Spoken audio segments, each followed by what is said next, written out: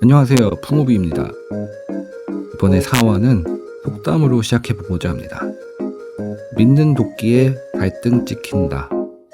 우리 선조들은 신뢰에 대해서 여러 가지 속담을 남겼습니다. 특히 믿는 도끼에 발등 찍힌다. 저는 이 말이 참 무섭게 느껴집니다. 내가 믿었는데 배신당하면 특히나 더 아플 것 같거든요. 여러분은 정부를 믿나요? 얼마나 믿나요? 군인 월급으로 주던 곡식에 돌을 섞어서 주던 조선보다는 대한민국이 더 낫다고 믿으시나요?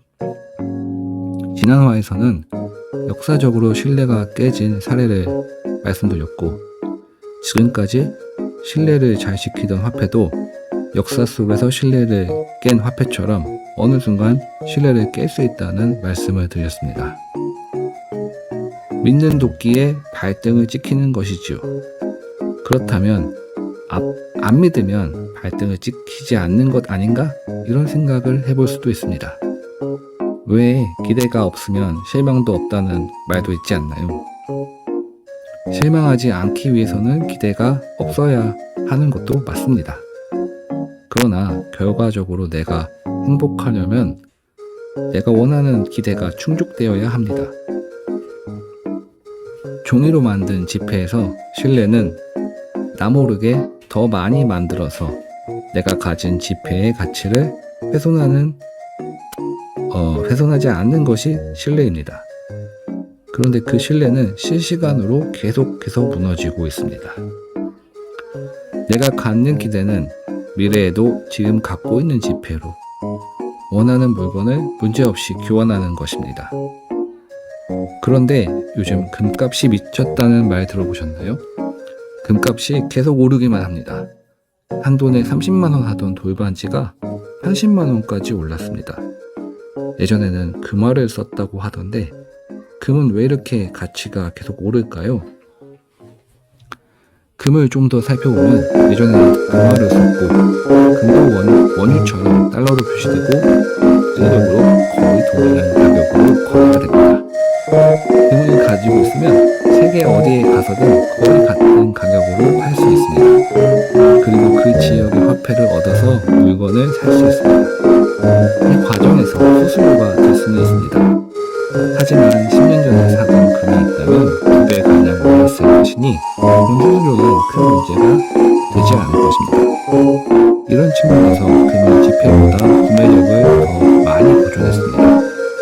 시간이 흐르면서 지폐는 더 많이 생겨나고 구매력은 줄어드는데 금은 지폐보다는 덜 생겨났고 구매력이 조금밖에 줄어들지 않은 것입니다. 상대적으로 말이죠. 원유는 그런 측면에서 금보다 못합니다.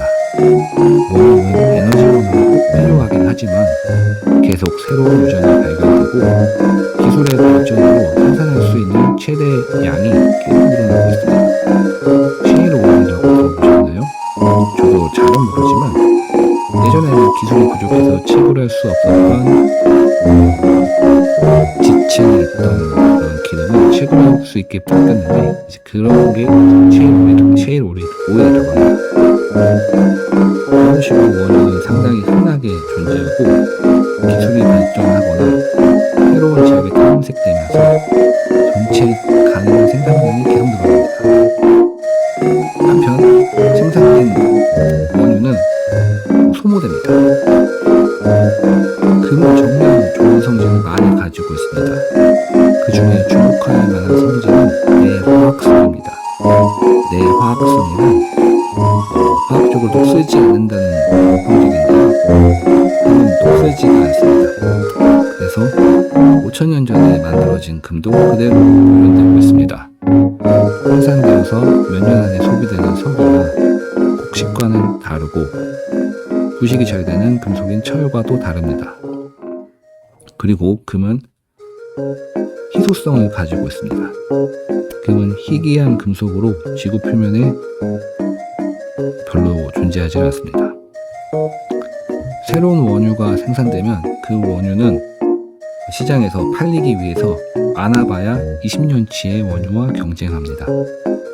만약에 햅쌀이 나오면 품질이 좋아서 묵은 쌀보다 선호되긴 하지만 묵은 쌀과 분명히 경쟁합니다. 그리고 많아야 2년치 정도의 묵은 쌀과 경쟁하는 것이죠. 작년에는 풍년이고 올해는 흉작이라면 햅쌀의 가격은 묵은 쌀보다 상대적으로 더 비쌀 것입니다. 한편 금은 어떤가요? 금은 과거에 생긴 5천년 동안 생겼던 금과 경쟁합니다. 그 금은 없어지지 않고 계속 남아있습니다. 물론 기술의 발전으로 금의 생산량이 조금씩 늘었을 수 있습니다. 하지만 최근 3년간 생산량이 얼마나 늘었을까요? 쌀은 최근 3년치와 경쟁하면 그만인데 금은 최근 5천년치와 경쟁해야 합니다. 다시 말씀드리면 새로 생긴 금은 경쟁자가 훨씬 많고 새로 생긴 금이 금의 가격에 영향을 조금밖에 줄 수 없다는 말입니다. 즉 새로 생긴 금은 기존에 있던 금의 교환 가치에 크게 영향을 줄 수 없습니다. 그리고 금은 상품으로 존재하고 만들려고 하면은 열심히 어디 금이 있나 조사해야 되고 금광을 사서 시간과 에너지를 많이 들여서 채굴을 한 다음 불순물도 걸러내고 순도를 높여서 인증을 받는 그런 여러 가지 작업을 해야 됩니다. 이런 노력들을 하기 위해서 에너지도 필요하고 조직도 필요하고 시간도 많이 필요합니다. 의사결정만 일어나면 쉽게 찍어내는 지폐와는 다릅니다. 금은 누군가를 신뢰하지 않아도 됩니다. 누군가는 새로운 금을 만들겠지만 이미 5천년 동안 쌓여있는 금의 양에 비해 미미할 것이고 금을 만들려면 많은 노력과 돈이 필요합니다. 그러니 지폐보다는 미래의 교환 가치를 유지할 가능성이 높습니다. 이 개념을 일반화하면 스톡 투 플로우라는 개념이 나옵니다. 전체 총량이 매년 생산되는 양의 몇 배인지 보는 것이지요. 금은 이 비율이 엄청 큽니다. 분모가 5천년치 금이기 때문이고 희소한 금의 특성 때문에 새로 만들기 어렵기 때문입니다. 이 지표는 희석되는 정도로 생각할 수 있습니다. 전체 양보다 새로운 생산량이 많이 생기면 기존에 있던 것들의 가치가 그만큼 희석됩니다. 일단 금이 지폐보다 먼 미래에 교환하기 위한 용도로는 유용하다는 사실을 알게 되었습니다. 지폐는 계속 교환 가치가 희석되어서 미래에는 가치를 잃게 되는데 금도 그런 가치를 조금씩 잃게 되지만 지폐보다는 그렇게 되지 않을 가능성이 크다. 그리고 지폐는 의사결정이 일어나는 그 순간 바로 가치가 희석되지만 금은 가치가 희석되기 위해서는 시간과 노력이 절대적으로 필요합니다. 그래서 그렇게 순식간에 가치가 희석될 수는 없다. 역사적으로도 지폐는 길어봐야 100년 정도 사용되어 왔는데 금은 5천년 이상 사용됐습니다. 지폐는 비용을 거의 들이지 않고 거의 즉각적으로 많이 만들 수 있습니다. 그런데 금은 비용을 많이 들여야 되고 많이 들인다고 해서 즉각적으로 엄청 많이 만들 수가 없습니다. 잘 기억해 두세요. 만들기 어렵다. 변하지 않고 품질이 유지되어서 새로 생산된 것들은 오래된 것들과 경쟁해야 한다. 이 두 가지 특성이 금을 희소하고 가치가 높은 교환 수단으로 작동하게 했습니다. 만들기 어려운 것이 희소성을 보장한 것이죠. 그리고 오랫동안 살아남았기 때문에 새로 생긴 것들이